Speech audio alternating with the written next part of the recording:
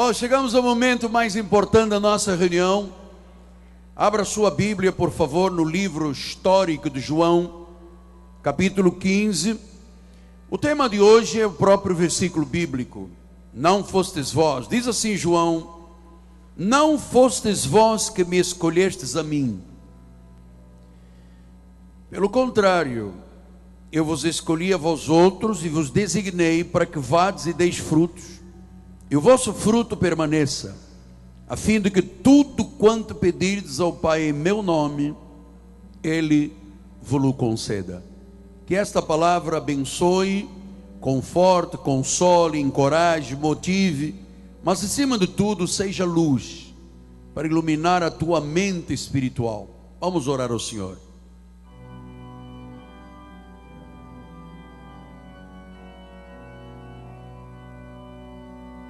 Senhor Jesus Cristo, este é um momento ímpar na vida. A tua igreja, tua noiva, se aquieta na tua presença, porque agora, mais do que a voz de um homem, será a voz do Espírito Santo, a voz que sairá das profundezas do teu coração, para gratuitamente revelares esta graça maravilhosa. O tema é instigante e intrigante, e ele precisa de uma sensibilidade para ser ministrado. Então, que não seja mais eu, Senhor, mas os meus lábios, minhas cordas vocais, totalmente dependentes, assim como as minhas emoções, para falares à igreja, para cuidares do teu rebanho, para alimentares as tuas ovelhas com pastos verdejantes, em nome de Jesus. E o povo do Senhor diga amém, amém e amém. Meus amados irmãos, minha família, santos preciosos, povo eleito, escolhido, predestinado, aqueles que são o selo do meu apostolado, cartas escritas pelo Deus vivente, aqueles que são a preciosa e amada noiva de Jesus, mas são também meus filhinhos na fé. Meus amados, se existe uma doutrina que se tornou uma crença popular, que tem sido uma bomba destrutiva na vida espiritual do povo de Deus, leias, povo da lei, é crer que cada pessoa tem livre arbítrio para a sua salvação. Esta doutrina, que eu chamo de um mito, põe o homem com poder para a sua salvação e afasta, aniquila totalmente a soberania de Deus. Coloca Deus verdadeiramente como um auxiliar do homem. Deixa-me dizer-lhe, a doutrina do livre-arbítrio fere, macula os princípios bíblicos da soberania. E eu tenho que ensinar isto à igreja. Estamos dissecando já pela quinta vez esse tema, porque conhecer a soberania é conhecer aquilo que eu chamo de um dos temas capitais da doutrina da graça do Senhor. Veja então um fato: a expressão livre-arbítrio não existe, não está na Bíblia, no que diz respeito à salvação. Olhe, por exemplo, alguns assuntos que vamos tocar agora. Paulo escreve a Roma, a igreja de Roma, no capítulo 6, versículos 17 e 18, diz assim: mas graças a Deus, porque outrora, está falando à igreja, a igreja romana, está falando a nós, a todos nós, está nos falando, Ele diz: outrora, antes de termos Jesus como Senhor e Salvador, éramos escravos do pecado. Olha, uma pessoa que é escrava não pode ter livre-arbítrio. Uma pessoa que é escrava não tem sequer domínio de si, não tem liberdade para nada, por isso é escrava. Diz então: outrora escravos do pecado, contudo, viestes a obedecer de coração a forma de doutrina que fostes entregues. Por quê?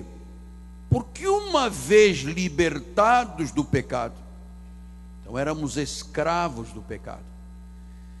E um escravo do pecado não pode dizer: eu quero Jesus. Mas uma vez libertados por causa da obra de Cristo, fostes feitos servos da justiça. Agora estamos entrando num pleno acordo. Éramos escravos, aprisionados, acorrentados, algemados, incapacitados, não tínhamos qualquer desejo sequer por Deus. Mas uma vez libertados, fomos feitos servos da justiça. Então, quem é o escravo do pecado? Escravo do pecado é o não salvo. Quem é o servo da justiça? É o salvo. Então, o livre-arbítrio, essa doutrina que é um mito, que é um engano, que é uma mentira, diz que Deus não é, em hipótese alguma, o autor da salvação.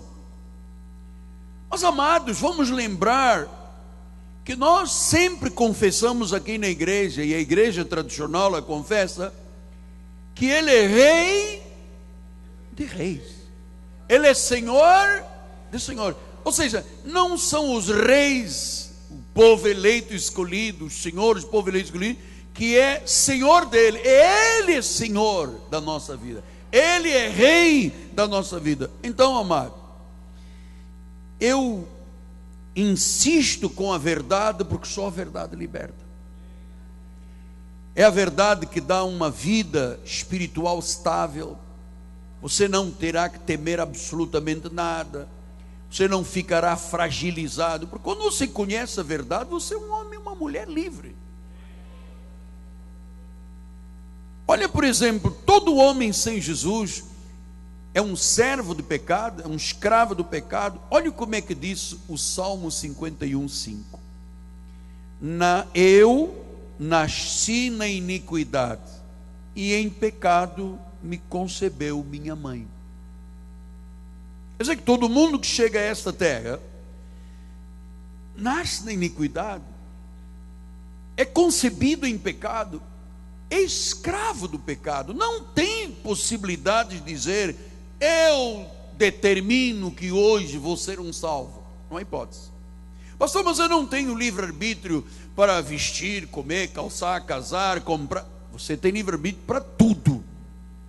Mas a Bíblia diz, bom, há coisas que nem convém, diz a palavra do Senhor, mas no que diz respeito à salvação, não, até porque todos nós nascemos em iniquidade. Salmo 58, 13 e 5 diz assim: desviam-se os ímpios desde a sua concepção. Concebeu, está desviado. Nascem, já se desencaminham proferindo mentiras. Olha o que é o homem sem Cristo. Tem peçonha, semelhante à peçonha da serpente. São como víbora surda que tapa os ouvidos, para não ouvir a voz dos encantadores, do mais fascinante dos encantamentos. O que é o mais fascinante dos encantamentos? É a palavra. E diz que a pessoa sem Jesus, ela tapa os ouvidos. Ela é incapaz de ouvir a voz, se Deus não intervir. Então, se ele desde a sua concepção se desvia proferindo mentiras, quem é o pai da mentira? Diabo. Então, a tendência do ser humano é ouvir o diabo. E quem é que consegue ouvir Deus? Quem é ovelha do Senhor. Porque ele disse: as minhas ovelhas ouvem. Vós não credes, porque não sois minhas ovelhas. Então, se a pessoa nasceu em pecado, é absolutamente impossível que ela deseja salvação. Por quê? Quem nasceu em pecado nasceu o quê? Morto. Espiritualmente morto. Olha o que disse Paulo. Efésios 2:5. Ele vos deu vida, estando vós mortos nos vossos delitos e pecados. Ele deu vida quando você estava morto. Depois ele disse: nos quais pecados andastes outrora. Está falando da nossa vida antiga antes de Jesus. Andávamos segundo o curso deste mundo, seguíamos o príncipe da potestade do ar, daquele espírito que agora atua em quem? Nos filhos da desobediência. Já não atua mais nos filhos de Deus, nem pode atuar. E ele disse: entre os quais também todos nós andamos outrora, segundo as inclinações da carne. Olha, escravos, fazendo a vontade da carne, escravos dos pensamentos. Éramos por natureza na carne, filhos da ira, como também os demais. Mas Deus, diga glória a Deus. Primeiro, Paulo descreve um status quo de vida inconcebível para a salvação. Morto, segue Satanás, segue o príncipe das potestades do ar, é como natureza na carne, filho da ira. Mas Deus, e se não fosse o mas Deus, ninguém seria salvo. Mas Deus, rico encajado na cabeça. Não, apóstolo, não diga isso, apóstolo. Rico em misericórdia, por causa do grande ódio que ele tem. Não, do grande amor com que nos amou, estando nós mortos em nossos delitos. Agora vamos todos com entusiasmo dizer: nos deu vida juntamente com Cristo, pela graça sois.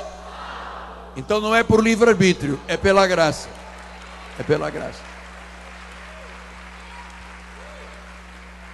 Pastor, mas eu quero que o senhor me diga uma coisa. Lá no Antigo Testamento diz assim, uma palavra: eis que eu coloco bênção e maldição, vida e morte. Escolhe a vida, escolhe a bênção. Então não é o homem que escolhe. Amado, deixa eu te explicar uma coisa. Eu estou lhe falando de um contexto, eu estou cuidadosamente lhe passando centenas de versículos. Aquele versículo lá, quando diz eu ponho a bênção, mas está falando de coisas materiais. Não tem nada de salvação. Ali ele está falando a um povo salvo, que era o povo hebreu e o povo judeu. Ele disse: olha, você pode escolher. Quer o quê? Quer ser um dizimista para eu te prosperar? Ou não quer ser dizimista e o devorador te tira? É isso que é. O que se trata ali é isso. São coisas materiais. Sim, mas no livro do Apocalipse diz: eis que estou à porta e bato. Se você abrir a porta. Opa. Deus está falando a uma igreja, a igreja da Laodiceia, a um povo salvo, mas que misturava a lei com graça. E ele disse: olha, eu estou a ponto de vomitar da minha boca. Você nem é quente nem é frio, você é morno. Os hispânicos dizem es tibio, não é assim? Es tibio. Então, se é tibio, estou a ponto de vomitar da minha boca. Ouça, eu estou falando à minha igreja. Se você quer ter intimidade comigo, então abra-se ao que eu estou dizendo. Não quer ter intimidade, sofre como pelo fogo. É isso que Deus está dizendo. Mas está falando a uma igreja salva. Então, essa palavra, estando vós mortos, a palavra morto vem do grego necros. Necros, aí vem necrotério, lugar do morto. Necros quer dizer sem vida, sem utilidade. Era assim a nossa vida antes de virmos a Jesus, antes dele nos trazer, claro. Não tínhamos vida, não tínhamos utilidade, mas Deus toma a iniciativa. Por quê? Por que ele nos buscou? Porque nós éramos predestinados. Deus não trata com lobo, Deus trata com ovelha. Deus não tenta convencer o lobo. Ele não diz lobo, e o lobo diz fala, chefe. Você sabe, lobo, eu sou um gentleman, eu sou um cavalheiro. Se não me convidarem, eu não entro. Você veja que besteira, desculpa a expressão, não saia. Que besteira. Imaginar Deus como um cavalheiro batendo a porta. Lobo, Se você me convidar, eu entro, sento e como com você. Você imagina o Deus que diz assim: sol! Não é Solange, é sol. Sol! E o sol foi criado. Lua! Lua! Mares, estrelas, galáxias, terra, água, animais. Pegou um pedaço de barro, fez um homem, adormeceu, tirou-lhe uma costela e disse: vais ver agora o que é sofrer. Fez a mulher. Ainda bem que a minha mulher nem ouviu, não está nem aí, né? Então, esse homem que fez, esse Deus que fez isso tudo, depois ele fica como um gentleman.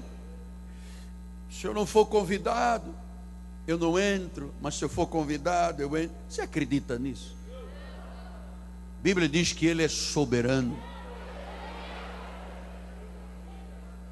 Ele é soberano.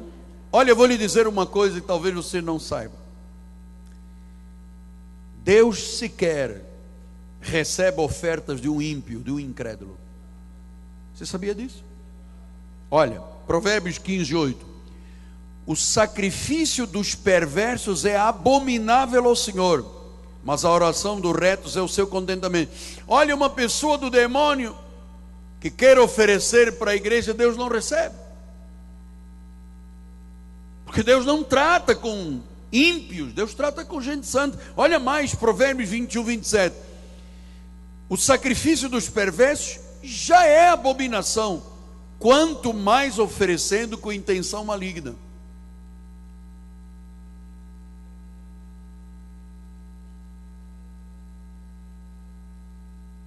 Olha, me deram uma pastilha para voz, mas botaram um negócio metálico.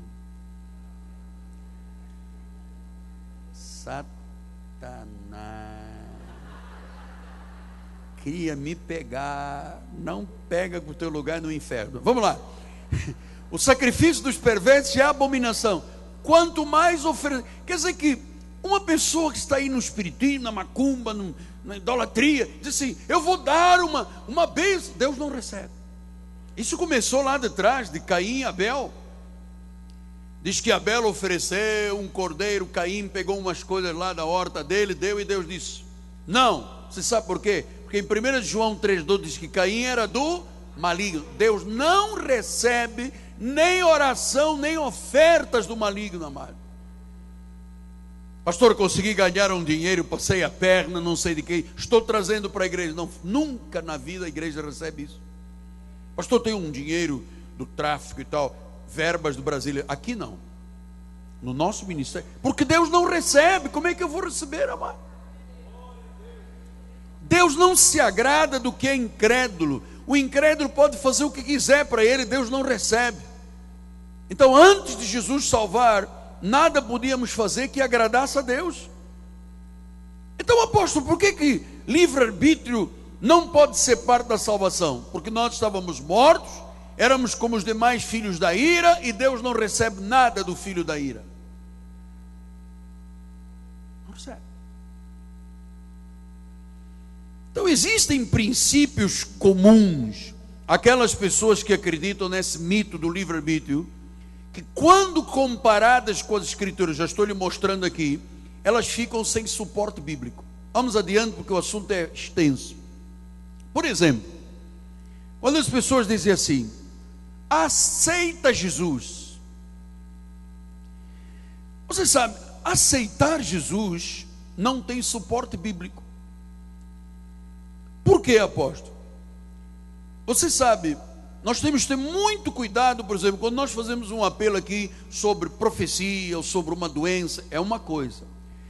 Agora, quando o pregador no fim de uma mensagem diz assim: quem quer aceitar Jesus como Senhor e Salvador? Fecha agora os olhos, inclina a cabeça. Quem quer? Ninguém se mexe. Aí ele insiste: mas não há quem quer realmente, quem queira. E ele diz 1, 2, 3, 10, 20. E o povo fica quieto. Porque, amados, esta relação com Deus não tem a ver com manipulação emocional. E então o pregador diz: Se você não aceitar Jesus, o ônibus vai passar em cima da tua cabeça, vai levar um tiro de uma bala perdida, o BRT vai pegar fogo. Quem quer Jesus? Vem a igreja toda, porque quem quer receber tiro na cabeça ou ônibus na... Ninguém, amado. Então eu vou lá na frente. Esta coisa do aceitar Jesus, esse jeito aqui, dependendo do homem, não tem qualquer envolvimento de Deus. E às vezes o pregador ainda é mais corajoso e diz assim: você quer ir para o céu ou quer ir para o inferno? Você quer ir para os anjos ou quer ir queimar no inferno? Pois quem é que livremente quer ir queimar no inferno? Todo mundo quer o céu. Então deixe-me explicar. Aceitar Cristo não está nas Escrituras. Onde na Bíblia diz assim: aceite agora ou nunca. Não diz. O que Deus fala aqui em algumas passagens bíblicas é esta expressão aqui. Por exemplo, João 3,15: todo aquele que nele crê. João 3,16: Deus amou o mundo de tal maneira que deu seu Filho para todo aquele que nele crê. Atos 2,21: e acontecerá que todo aquele que invocar o nome do Senhor. Romanos 10:11: porquanto a Escritura diz: todo aquele que nele crê. Versículo 13: todo aquele que invocar. 1 João 5,11: todo aquele que crê. Então a Bíblia está sendo clara.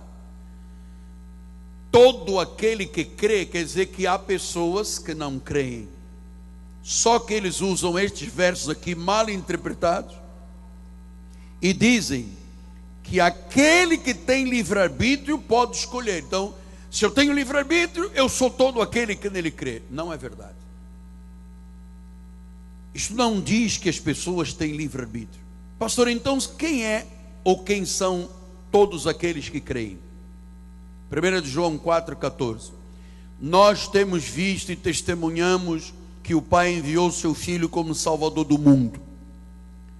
Aquele que confessar que Jesus é o Filho de Deus. Agora já estou começando a entender. Não é aquele que tem livre-arbítrio, é aquele que confessar a Jesus como o Filho de Deus. Pastor, e quem é aquele que confessa? Olha, amados, para a salvação, Deus não trata com filhos da perdição. Quem são aqueles que vão confessar, que dizem: Jesus é o meu Senhor? As ovelhas, a minha igreja, a minha noiva, os 144.000, os anciãos. Faz parte da história da igreja, desde os Hebreus até o livro do Apocalipse. Tanto que a Bíblia diz em Apocalipse 22:17: o Espírito e a noiva dizem: vem. Aquele que ouve, diga: vem. Ora, quem é que pode ouvir? Se há pouco nós vimos que tem peçonha e fecha os ouvidos, como é que pode ouvir? Quem é que ouve? Quem é a ovelha? Então aquele que ouve, vem. Aquele que tem sede, vem. Aquele que quiser receber da graça da vida. Então, isto que está aqui mostra que só a ovelha ouve. Só a ovelha é capaz de ouvir o Espírito dizer: venha, venha beber, venha cá, beba da graça. Aquele que ouve não é ouvir apenas fisicamente, é compreender, é realmente receber esta revelação do Senhor. Aquele que tem sede, aquele que deseja. Então, pastor, e se a pessoa sem Deus desejar? Amado, não pode desejar, porque ele está morto em pecados e delitos. Outro aspecto, que não existe aceitar Jesus, é João 6,44 e 65, olha lá: ninguém pode vir a mim se o Pai que me enviou não o trouxer, e eu ressuscitarei. O Pai é que tem que trazer. 65, prosseguiu: por causa disto é que vos tenho dito, ninguém pode vir a mim se pelo Pai não lhe for dado. E por que não pode? Lembra-se o que diz Efésios 2:1? Ele vos deu vida estando vós mortos. Não pode, está morto. Então a única forma da pessoa desejar as coisas de Deus é o Senhor abrir os olhos e os ouvidos para as Escrituras. O morto espiritual não pode se levantar ou fazer alguma coisa, porque ele permanece morto. só desejamos a Cristo se Ele ressuscitar as nossas almas, porque até então estávamos mortos. Quer ver que isto é outra verdade? Por exemplo, quando os discípulos iam a caminho de Emaús, ao lado do Cristo ressuscitado, eles não compreenderam, não sabiam que era Cristo que estava lá. E dizem 24 de Lucas 44, 45. A seguir Jesus lhes disse: são estas as palavras que eu vos falei, estando ainda convosco. Importava que se cumprisse tudo o que de mim está escrito na lei de Moisés, nos profetas e nos salmos. Então, olha aqui a soberania. Lhes abriu o entendimento para compreenderem Eles estavam ali com o ressuscitado, eles não compreenderam. Amados, só o Senhor pode trazer, só o Senhor pode dar entendimento das Escrituras, porque Ele nos elegeu e nos escolheu para a salvação. Então, só o eleito para a salvação ouvirá e compreenderá e terá o desejo pela água da vida.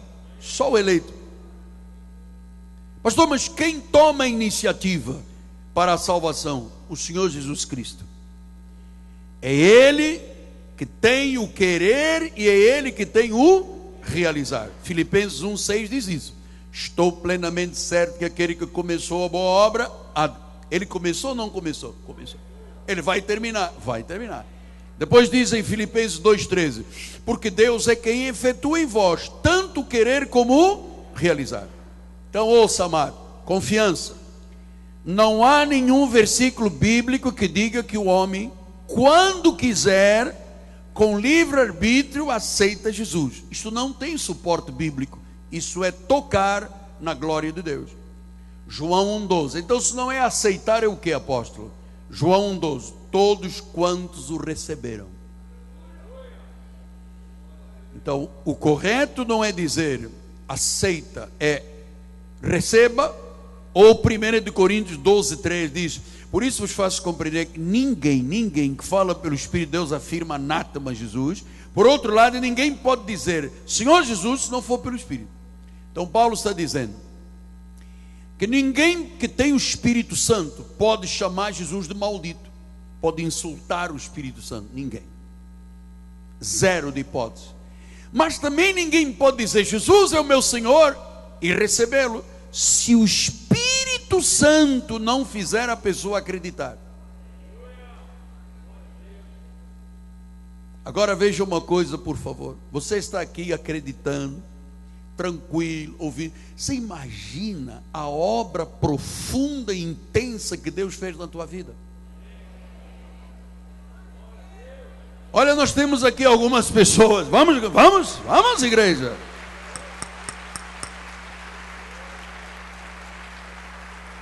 Olha, nós temos aqui algumas pessoas que eu conheço que literalmente seriam o oposto a tudo que eles vivem hoje.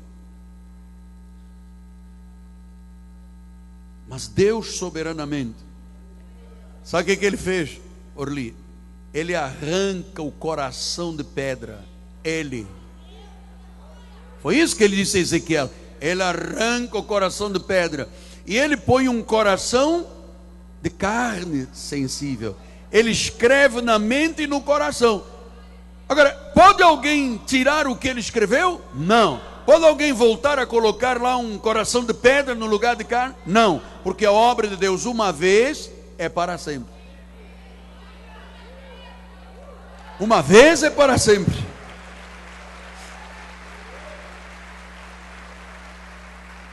Pastor, mas eu queria saber uma coisa.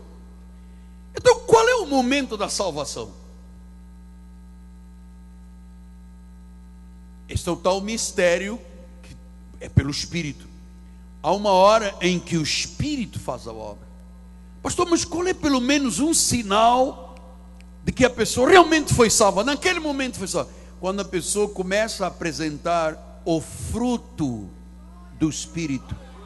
Não é quando não pinta o cabelo, não corta o cabelo, não pinta a unha, não baila, não dança, não fuma. Porque, irmãos, eu conheço muita gente que não baila, não fuma e que não é salvo. Mas quando a pessoa começa a dizer: os seus atos são de amor, bondade, misericórdia, compaixão, fidelidade, mansidão. Aí é a prova que Deus fez a obra. Pastor, então é possível uma pessoa, por exemplo, hoje o Espírito Santo fez uma obra, mudou o coração, mudou a mente, mudou tudo, escreveu, fez a obra. Ele diz que recebeu Jesus. É possível depois a pessoa ir para o mundo, para a macumba, para a bebedeira, para a prostituição, para a droga, ficar lá 10 anos e depois um dia dizer assim: oh, eu sou de Jesus, vou voltar. É possível isso aqui? Não. Nunca foi salvo, pastor. Acabaste de dizer a verdade. Nunca foi salvo. O salvo, ele não anda no mundo, não tem um pé na igreja, um pé do mundo, ele não anda em cima de um muro de dúvidas. O Elias dizia isso: opa, você põe um pé com mamão, com o diabo ou com a igreja? Nos dois não dá. Não pode cochear entre dois pensamentos, bispo. Então, o salvo, amado, pode fazer chuva, cair pedra, granizo, o diabo pode cercá-lo de toda maneira. Ele diz: eu sou de Jesus. De Jesus, de segunda a segunda, de janeiro a dezembro, até morrer. Pastor, mas a estatística diz que só 10% dos pastores terminam a sua vida como pastores e 75% dos crentes morrem no Senhor. Os outros não morrem, morrem desviados. Vou lhe dizer uma coisa: nunca foram do Senhor. Eu não acredito em desviado. Aliás, ninguém pode se desviar. Eu posso ter uma dúvida, eu posso ter um arranca-toco com o irmão, brigamos e não sei o quê, amanhã não vem à igreja, eu faço choro e grito e não sei o quê. Mas há uma hora, amado, que o fogo do inferno começa a atacar, hein? Olha, o teu lugar é na igreja, você é ovelha, você não é louco. Mas não tem esse negócio: pastor, eu amo muito o senhor e Deus. Eu fui da igreja há 40 anos atrás, depois eu resolvi e fui para macumba. Mas eu foi trabalho de macumbaria e estou voltando. Ouça, não era salvo. Quem vive na prática do pecado é o filho do diabo. O filho de Deus não. O filho de Deus, amado, se errar um pouco, eu sei isso na minha vida. Todas as vezes que eu me equivoquei, que errei, botei o pé fora do trilho, amado, parecia que eu ia morrer. Expectação, era a palavra que eu me tinha esquecido. Obrigado. É bom ter um dicionário aqui na igreja. Expectação de juízo e fogo.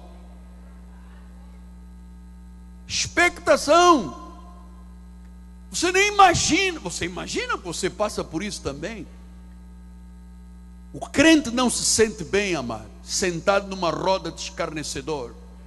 Agora eu vou provar a devassa, agora eu vou provar a proibida, agora eu vou pregar uma escola, agora eu ponho no meu WhatsApp, no meu, como é que se chama esse negócio que eu nunca sei, Instagram, Facebook, olha eu com uma escola redondinha. Um indivíduo cristão que põe uma escola redondinha vem me dizer que é cristão? Ele pode pôr uma fotografia com uma garrafa d'água mineral, suco de uva sem açúcar, pão sem glúten. Agora, não, porque eu sou salvo, mas estou botando para quebrar. Duvido, expectação de juízo e fogo na cabeça, amado. Eu já tive isso muitas vezes na minha vida. Ter vontade de vomitar, de desesperar, de angústia, de dizer: meu Deus. Isso é verdade. Então, quantos o receberam? Ninguém pode dizer que Jesus é o Senhor se não for pelo Espírito. Outro ponto que eu quero abordar, que ainda temos tempo. Então, não existe aceitar Jesus. Não existe. Porque aí põe ele como auxiliar e você o chefe. E eu vou dizer, por que a turma está tão zangada? E graças a Deus por esta série maravilhosa. Tem uma turma aí dizendo apóstolo bom é apóstolo morto e tal. Por quê? Porque Deus com esta mensagem tira a soberania do homem. E você sabe, todo vaidoso, todo soberbo, todo orgulhoso diz: Eu. E Deus fica no cantinho dele, roendo unha. É.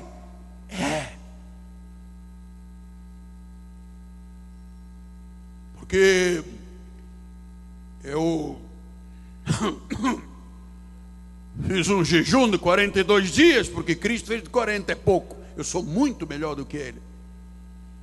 E eu empurrei Deus contra a parede. E eu disse: eu rasgo a Bíblia agora. Se Deus agora... Sabe que Deus fica tão nervoso. Ele vai rasgar a minha palavra. Chama os anjos. Gabriel, vem cá, Gabriel. Gabriel que fez Jesus na ceia. Gabriel, vem cá.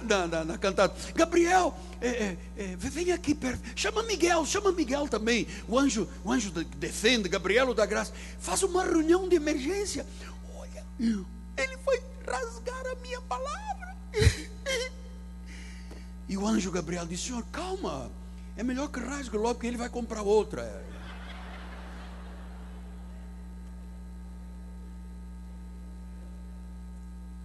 Mas eu já disse a ele, Gabriel, que eu sou um cavalheiro, eu sou um gentleman. Eu não entro se eu não for convidado.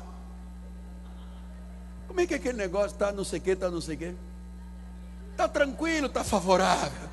Aí o anjo chega e diz: como é que é? Está tranquilo, está favorável. Está tranquilo, está favorável. Está favorável, eu entro. Não está tranquilo, eu não entro. Está tranquilo, está favorável. Você sabe, mais ninguém pode fazer isso aqui no púlpito, sou eu, hein? Senão metade da igreja vai embora. Está tranquilo, está favorável. Está tranquilo, está favorável. Aí o anjo dá uma espiada. Está tranquilo, entra. Jesus veio um cavalheiro e põe o pé. Tudo bem? Está tranquilo e favorável? Então eu ponho outro. Não está, então eu saio.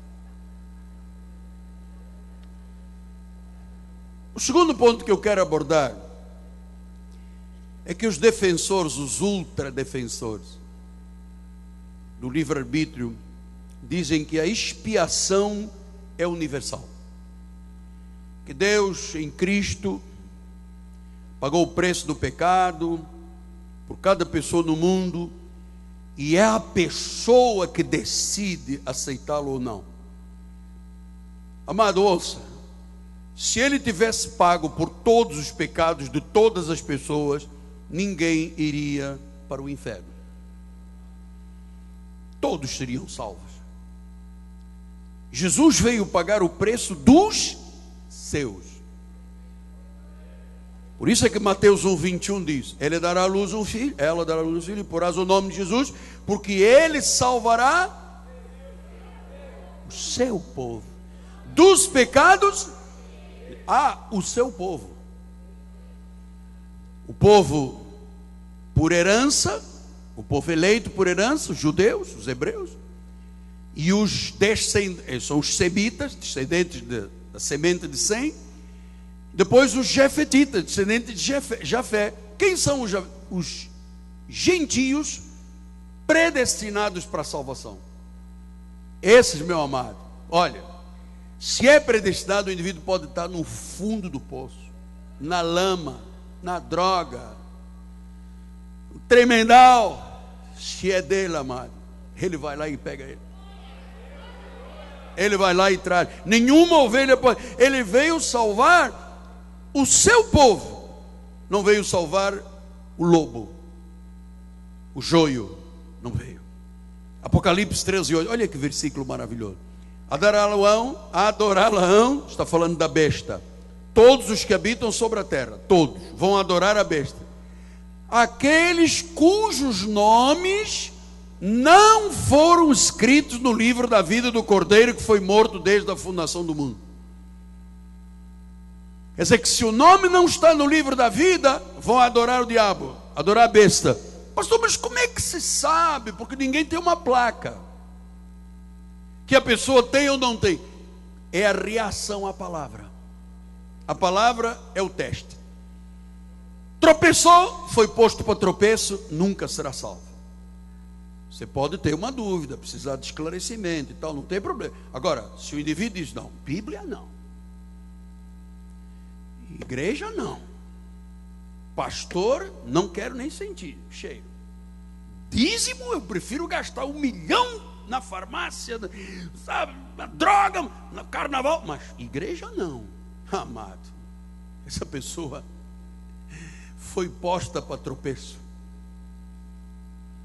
Vai adorar o diabo, que o nome não está no livro da vida. Por isso é que Efésios 1:4 ele diz, olha lá: assim como nos escolheu nele antes da fundação do mundo, para sermos santos e irrepreensíveis. Amados, que verdades reveladas neste versículo. Jesus, antes da fundação do mundo, já tinha no livro da vida os que seriam salvos. Amado, você tem o nome no livro da vida do Cordeiro. Ele escreveu, ninguém pode apagar, nem Deus pode apagar o que ele escreveu, amado. Não há essa de que vai apagar. O salvo, ele é escolhido antes da fundação. Eu não posso dizer, vem aqui na frente e dizer, Senhor, escreva o nome no livro da vida. Se você veio, é porque o teu nome, olha, isto é um acordo entre você e Deus, não tem nada a ver com Miguel Ângelo. Você veio porque Deus te trouxe, Deus te atraiu, Deus te deu vida, Deus te salvou, Deus te selou, Deus encheu com a sua graça, Deus foi misericordioso e Ele te trouxe. Agora, como Deus não seria onipotente, onisciente, eu nunca imaginei que eu fui trazer aquele cara agora e ele vira minhas costas. Aí o anjo disse, poxa, isso não pode. Será que Deus traz uma pessoa para depois ela lhe virar as costas? Então, nós fomos escolhidos antes da fundação do mundo. Então, nada na Bíblia diz que qualquer pessoa em qualquer tempo pode decidir aceitar. Tudo estava escrito, tudo estava determinado, quando não existia sequer um dia nesta terra, nem éramos carne. Pastor, mas tem um versículo que eu vou pegar o irmão. Está favorável. Você não vai me pegar porque eu tenho uma chamada de Deus para ninguém me pegar. Isto é uma revelação dos céus, amado. 1 de João 2:2. Agora o senhor não sabe explicar esse versículo. Ele é a propiciação dos nossos pecados, não somente pelos nossos, mas ainda pelos do mundo inteiro. Está aí. Como é que o senhor não disse que não era do mundo, agora está dizendo o mundo inteiro? Deixa eu te explicar. João está dizendo à igreja, ele é a propiciação pelos nossos, da igreja, e pela igreja que está espalhada pelo mundo, porque essa palavra mundo da salvação é okumene. O mundo da perdição é aion, não será salvo. Mas isso é uma injustiça, por que Deus não salva a minha sogra? Deixa a tua sogra em paz, meu amado. Deus sabe por que não salva a sua sogra. Não mexa com a sogra, fala outro nome, fala o vizinho, não fala a sogra. Então, pastor, então que pelo resto do mundo estão espalhadas sementes da salvação? Estão espalhados. Às vezes no meio de uma tribo, povo, língua, nação, ali, lugares inóspitos, Deus tem lá a sua semente.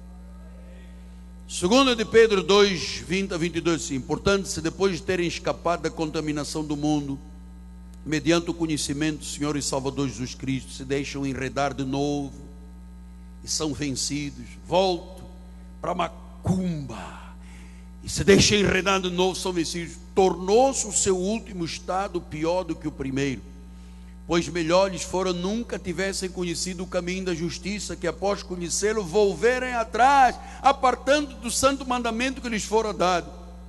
Com eles aconteceu o que diz certo adágio verdadeiro: o cão voltou ao próprio vômito, a porca lavada voltou a volver-se no lamaçal. Então deixa eu lhe explicar uma coisa. Quem volta ao lamaçal e ao vômito é cão e porco.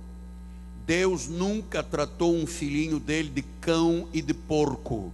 Ele chama minha ovelha, meu amado, meu eleito, meu escolhido, minha imagem, minha semelhança. Ele é Senhor.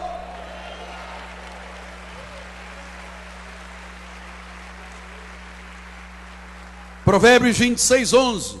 Como o cão torna o seu vômito, assim é um insensato que reitera a sua estultice. Amado, quem volta ao vômito não é salvo. Esse mundo aí fora não presta. É cheio de droga, de prostituição, de mentira, de corrupção. Um salvo não se põe mais no meio do vômito, amado. Nem na lama. Ele foge como o diabo da cruz, meu amado. Terceiro ponto que eu quero ainda abordar. Dizem que a expiação é para todos. Você já viu que não é para o povo. A oferta do Evangelho. Eu ouço as pessoas pregarem e dizerem assim: Deus oferece o Evangelho a todos. Quem quiser, aceita. Quem não quiser, não aceita. Amado, só o eleito de Deus vai responder sim, porque Deus o qualifica com ouvidos espirituais para ouvir. Vamos voltar lá em Mateus 1:21, bispo. Tem que ler isto aqui. Ela dará à luz um filho, e lhe porás o nome de Jesus, porque ele, Jesus, salvará o seu povo. O seu povo. Quer dizer que nesta terra há uma semente, o povo de Deus. Claro, todos nós antes de termos Jesus já éramos ovelhas, mas tínhamos atitudes de lobo. É verdade ou não é? É verdade. Assim como há lobos que têm atitude de ovelha. Parece que é, olha aquele irmãozinho tão santo. Depois ele pinta e borda. Ele era lobo, não era ovelha. A ovelha não pinta e borda. A ovelha é temente a Deus. A ovelha pode até se equivocar, pode até errar, mas ela não permanece no erro nem no equívoco. Como dizia o Miranda, no equívoco. Então, Deus tem um plano para o seu povo específico. Não é para qualquer um que queira. São aqueles cujos nomes estão no livro da vida do Cordeiro desde antes da fundação do mundo. Olha o que ele disse em Mateus 28:19. Ide fazer discípulos de todas as nações, batizando, isto era um preceito judaico. Ide por todo o mundo, ide por todas as nações. Quer dizer que em todas as nações, Deus está falando aqui aos judeus. Em todas as nações, Deus tem gente dele. Pastor, todas as nações, Deus tem judeus para salvação, e nós gentios. João 10:16. Ainda tenho outras ovelhas. Não deixe aprisco dos judeus. A mim me convém conduzi-las. Elas ouvirão a minha voz. Agora sim. Eu tenho um povo eleito por nação, judeus, eu quis, eles não tinham nada especial. Fui eu que escolhi, fui eu que me agradei deles. Mas eu tenho mais gente. Eu tenho mais gente. Tenho outras ovelhas que não são só judeus, que não são deste aprisco. A mim, disse Jesus, sou eu que vou fazer a obra. Eu vou conduzi-las, elas ouvirão a minha voz, e então haverá um rebanho e um pastor. É maravilhoso. Amado, eu vou te dizer uma coisa. É tão bom quando você realmente crê na verdade. Isto sossega o coração. 1 Coríntios 6:8-11 assim: mas vós mesmos fazeis injustiça e fazeis os danos, isto aos próprios irmãos. Ou não sabeis que os injustos não herdarão o reino de Deus? Quer dizer que o injusto não pode querer herdar? Não. Os injustos não herdarão. Quem são? Impuros, idólatras, adúlteros, efeminados, quer dizer lésbica e homossexual, sodomitas, está aqui, homossexual, ladrões. Pastor, então Brasília não é salvo? É assim, vamos ficar no versículo, amado. Vamos ficar no versículo. Mas o mensalão e o petróleo, amados, versículo: nem avarento, nem maldizente, nem ladrões, nem roubadores herdarão o reino de Deus. Como é que um bêbado maldizente pode dizer: hoje eu vou na igreja e vou lá porque eles estão enchendo linguiça na igreja, eu vou também lá encher linguiça? Nunca um bêbado maldizente, um avarento, um roubador diz assim: hoje eu quero entrar, a não ser que seja um eleito como foi Zaqueu. Zaqueu era um roubador, ele era da Receita Federal, roubava o dinheiro de todo mundo. Era um publicano, um cobrador publicano. Até que um dia Jesus passou e disse: Reia, baixinho, desce rápido que eu quero ficar na tua casa. E Jesus chegou, olhou para a casa dele e disse: esses quadros que estão aqui eram da Petrobras. Vamos à mensagem, apóstolo, não complica, apóstolo. E esse homem, sem uma palavra de Jesus, Jesus disse: ele disse: olha, o que eu prejudiquei eu devolvo 4 vezes mais. Este veio buscar o que se havia perdido. Mas se é ovelha, amado, se é ovelha, acabou. Pode estar no pior. Agora veja, como é que o roubador, bandido, ele diz, e ele diz aqui: tais fortes algum de vós. Quer dizer que nós no passado poderíamos ter passado por isso. Mas vós vos lavastes, fostes santificados, fostes justificados pelo Senhor Jesus, pelo Espírito. Quer dizer, olha a obra que Deus fez para eu poder dizer que sou salvo, amado. Aqui não foi lavado e justificado pelo meu livre-arbítrio, foi Deus que fez a obra. Então, eu estou nos 5 minutos finais. Todos nós viemos de um mundo de cultura pagã, mas nós fomos lavados no sangue, santificados, justificados pelo Espírito Santo de Deus. Então, em 2 de Pedro 3, o Senhor diz: não retarda o Senhor a sua promessa, como alguns julgam demorada. Pelo contrário, Ele é longânimo para convosco, não querendo que nenhum pereça, mas que todos cheguem ao arrependimento. Quem são estes? Nenhum e todos. Os eleitos de Deus.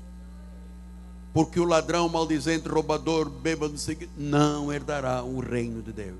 Tais fortes, é possível que fôssemos ovelhas com atitudes loucas, mas há um dia, meu amado, eu vou lhe dizer, até o linguajar. Pastor, eu cheguei aqui à igreja, eu dizia 400 palavrões, hoje eu digo só 399. Você não é salvo. Fumava 5 carteiras de cigarro, agora fumo 2,5. Se um cigarro te domina, cara, é salvo de nada. Pastor, mas eu cheirava um treco de cocaína, o senhor não imagina, era um corredor, eu começava lá na ponta e terminava. Agora não, agora é só 30 centímetros.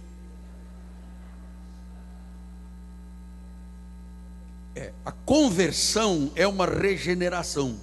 Então eu queria terminar com uma passagem do Mateus 18, bispo, 10 a 14. Vede, não desprezeis qualquer destes pequeninos, porque eu vos afirmo que os seus anjos nos céus veem incessantemente a face do meu Pai Celeste. O Filho do Homem veio salvar o que estava perdido. O filho das trevas não estava perdido, ele nasceu perdido, sempre foi perdido, foi posto para a perdição. O que vos parece? Se um homem tiver 100 ovelhas e uma delas se extraviar, não deixará ele nos montes as 99 indo procurar a que se extraviou? E se porventura encontra, em verdade vos digo, que maior prazer sentirá por causa desta, que pelas 99 que não se extraviaram? Assim, pois, não é da vontade do vosso Pai Celeste que pereça um só dos pequeninos, dos eleitos de Deus. Você sabe onde é que Deus me encontrou? Eu era um católico apostólico romano. Eu era um fervoroso sacristão. Eu tinha um tio padre. Eu nasci no meio religioso católico. Eu não conhecia Deus. Eu conhecia Maria. Eu conhecia os santos. E eu não era salvo. Até que um dia, porque eu era predestinado e escolhido por Deus, eu tive um acidente terrível. No exército, numa viagem, uma colisão de 2 viaturas, uma explosão.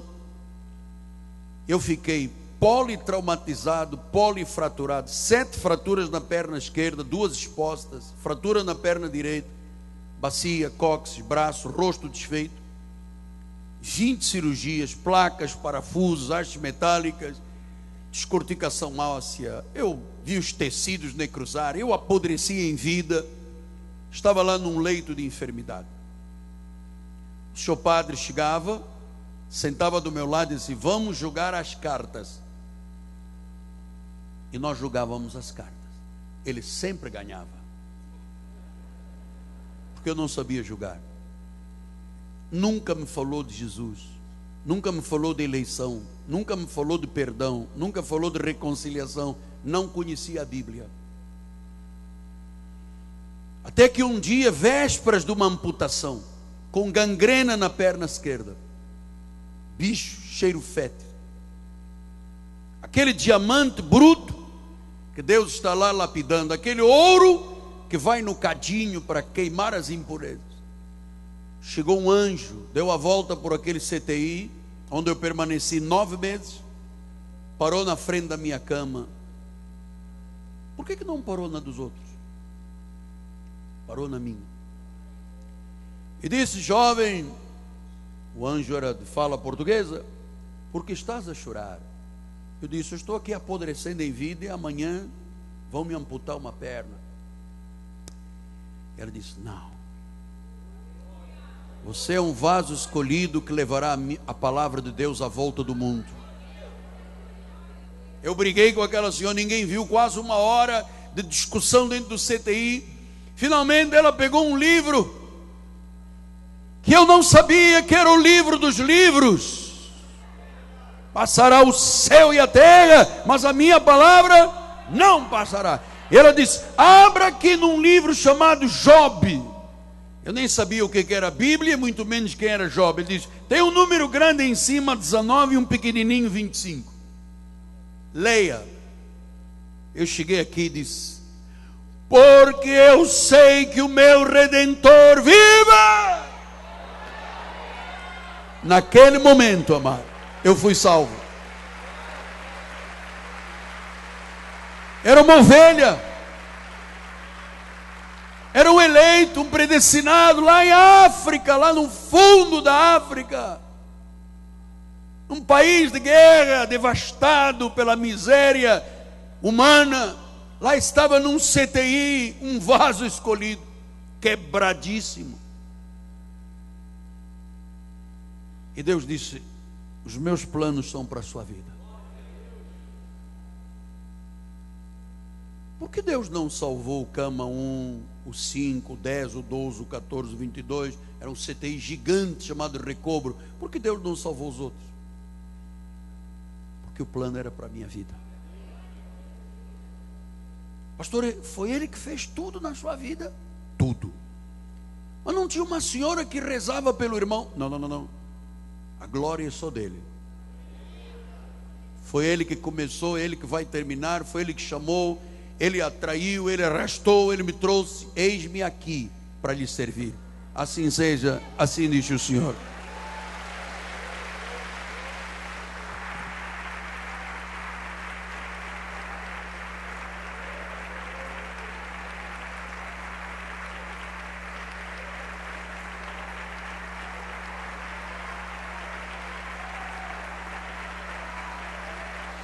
E ao seu nome, você pode dizer um pouco mais alto? E ao seu nome, nenhum pequenino será perdido, amado. O mundo das trevas não é capaz de derrotar, amado. Em nome de Jesus. Vamos agora participar com alegria desta ceia do Senhor maravilhosa.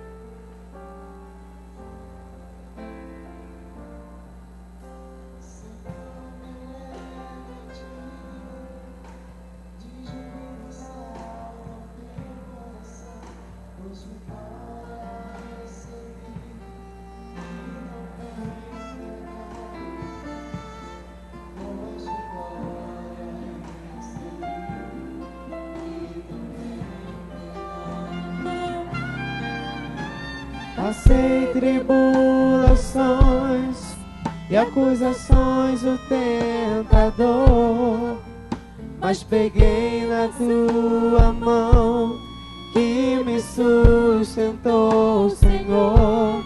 Mas peguei na tua mão que me sustentou. Aleluia, aleluia,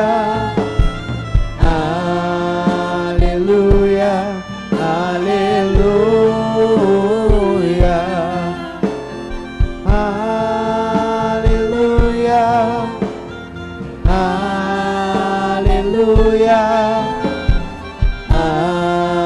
aleluia, aleluia. E na multidão dos santos eu quero declarar, não só com minha boca, mas também com meu viver, que da minha vida tu és Senhor. Oh, aleluia, aleluia, aleluia, aleluia, aleluia.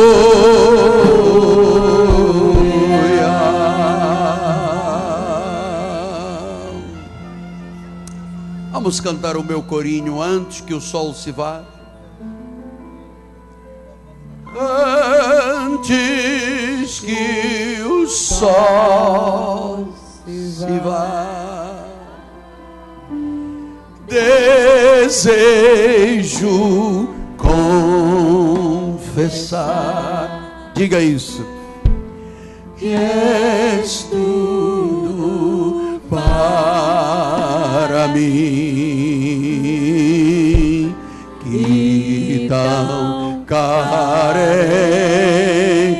só pelo teu grande amor, por minha vida, enfim, eis minha gratidão, Cristo Senhor. Diga uma vez mais com o seu apóstolo, cante com alegria. Antes que o sol se vá, desejo confessar que és vida para mim, que és vida para mim. Cante, igreja, quero ouvir a sua voz. Que tão carente sou pelo teu grande amor, por minha vida, enfim, eis minha gratidão, minha gratidão,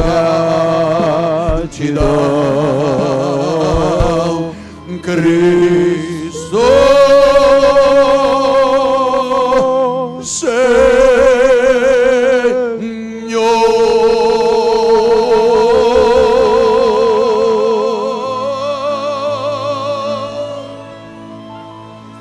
Aleluia. A Bíblia diz que nós somos embaixadores de Cristo e que Deus usa os nossos lábios para exortar, dizendo: reconciliai-vos com Deus. Este é o apelo da graça de Deus.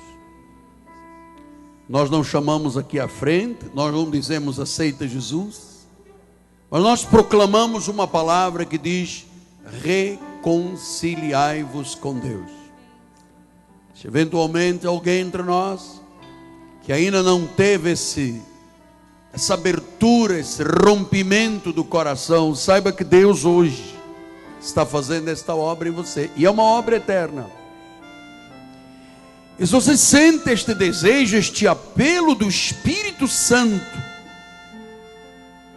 para um rompimento com o mundo, com o pecado, com a escravidão do mal, é porque o teu nome já está no livro da vida, já estava. E a única coisa que você tem que fazer é dizer amém. É irrecusável, é irresistível. Diz que Deus faz como fez o coração do rei, que o inclina, como as águas que correm para o mar. Deus inclina o coração.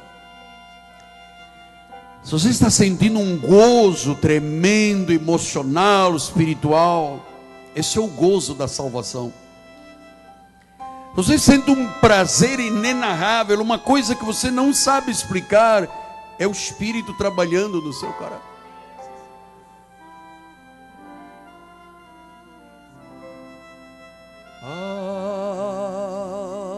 Alvo mais que a neve,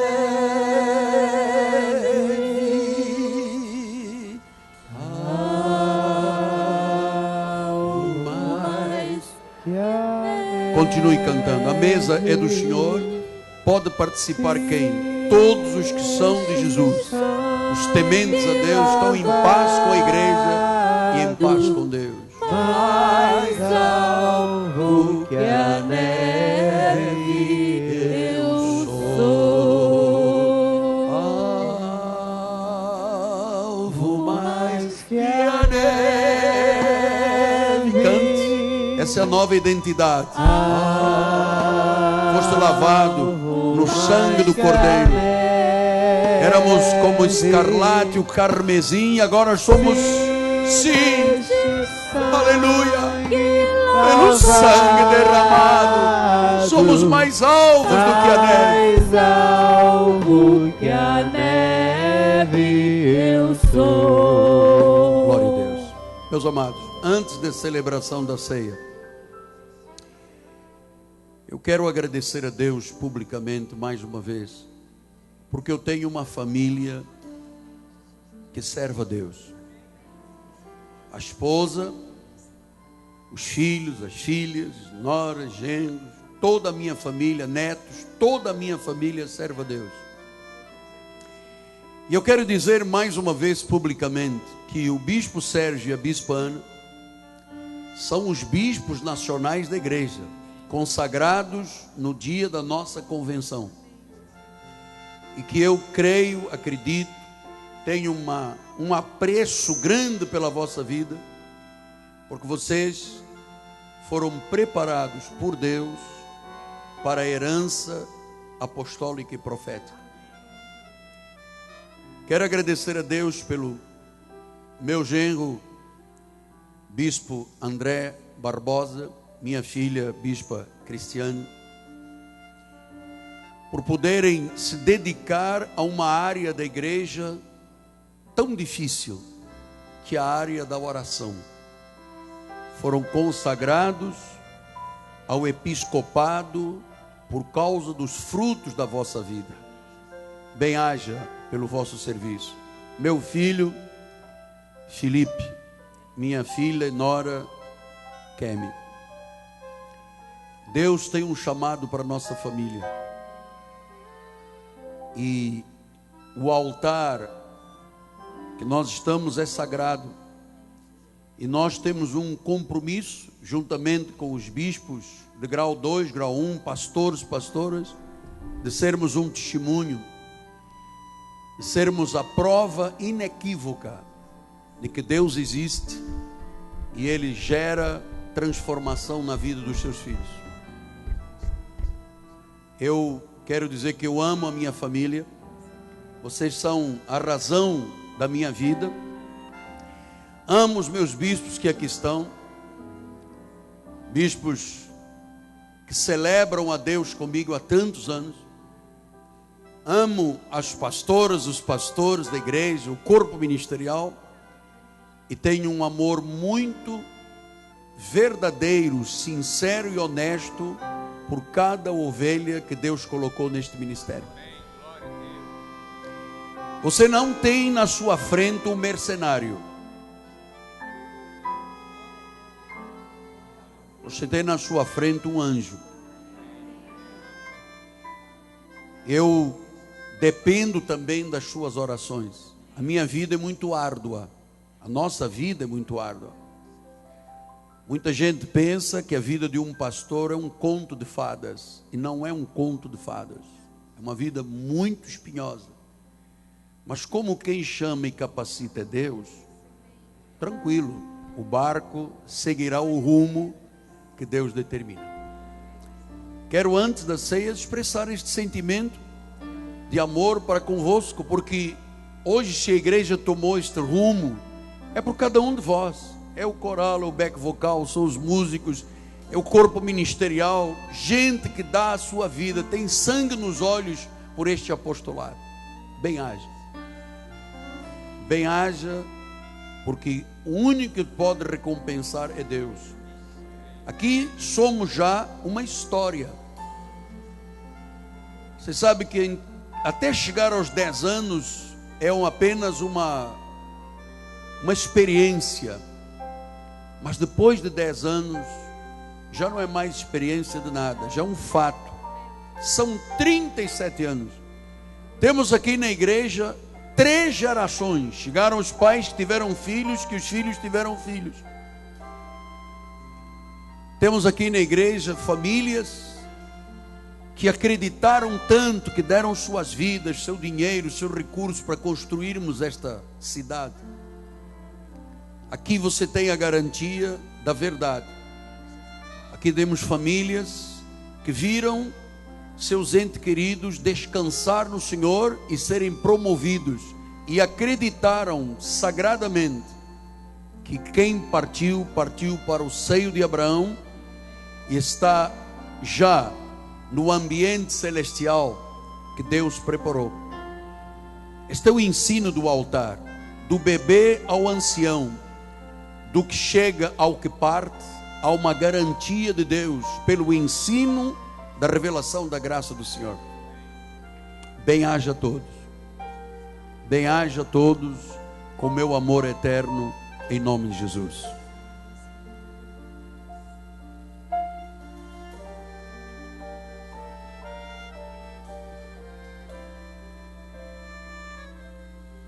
Aquela noite em que o Senhor foi traído, Ele tomou o pão em suas mãos, abençoou, partiu e disse: este é o meu corpo. Este fato ocorreu há 2016 anos, mas ele é verdade hoje. Quando você comer este pão abençoado, você terá a cura para qualquer espécie de enfermidade.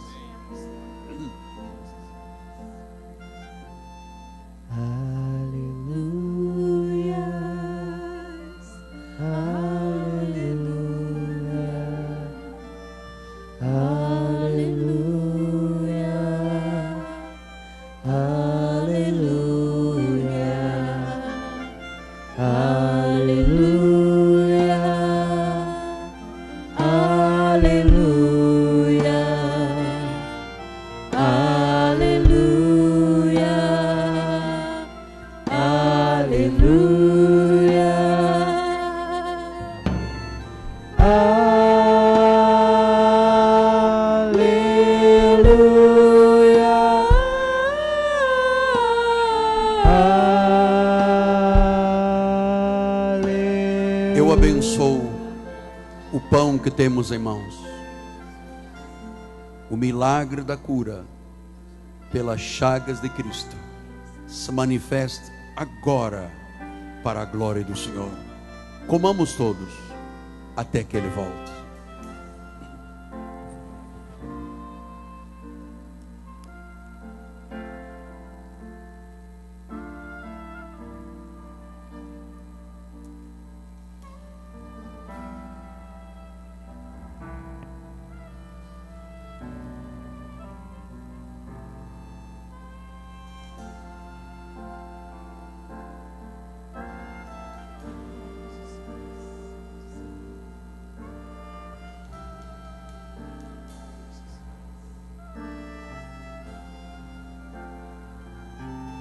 De igual modo, o Senhor, tendo tomado o cálice em suas mãos, o abençoou e disse: este é o cálice do meu sangue, o cálice da nova aliança. É a fé revelada em algo que era um mistério para a igreja primitiva e que Paulo trouxe como realidade.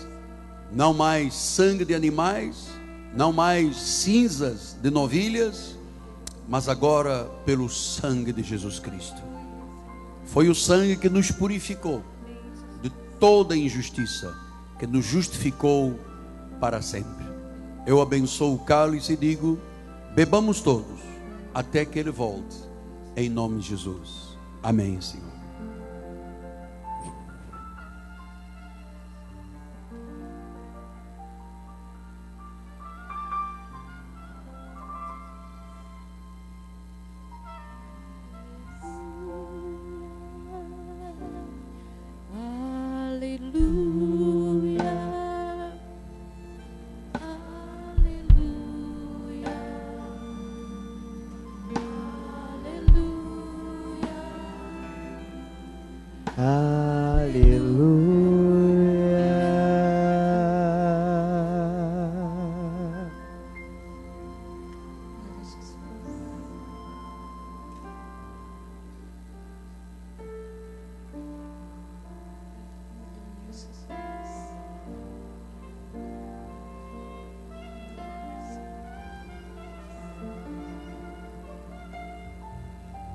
Louvemos ao Senhor, louvemos ao Senhor, louvemos ao Senhor. Adoremos o seu santo monte, nosso amado Pai, seu nome é santo. Louvemos ao Senhor, louvemos ao Senhor, louvemos ao Senhor. Adoremos o seu santo monte, nosso amado Pai, seu nome é santo. Se você já entregou o cálice, pode ficar de pé. Estamos terminando. Podem cantar, igreja. Estamos terminando o primeiro domingo do mês de abril, um mês profético, um mês abençoado, um mês próspero, um mês de grandes vitórias. Creia nisto. Receba isso para a sua vida. Estenda as suas mãos para o altar. A bispa vai dar a bênção final e após, saúdo alguns irmãos. Uma boa tarde a todos em nome de Jesus. Glória, Senhor. Obrigada, Jesus, porque foste tu quem nos escolheste a nós, Senhor. Nós te glorificamos por este chamado, Senhor. Senhor, dá ordens aos teus anjos que levem o teu povo em paz. Guarda-nos, Senhor, livra-nos de todos os males, Pai. E nós profetizamos uma semana abençoada, um mês cheio de revelações, Senhor. Senhor, abre a janela dos céus para a vida do teu povo, em nome de Jesus. Tenha um domingo vitorioso, graça e paz, em nome de Jesus. Não saia, olhe para o seu lado e diga: vamos viver juntos no céu. Você é predestinado em amor. Amém. Boa tarde a todos.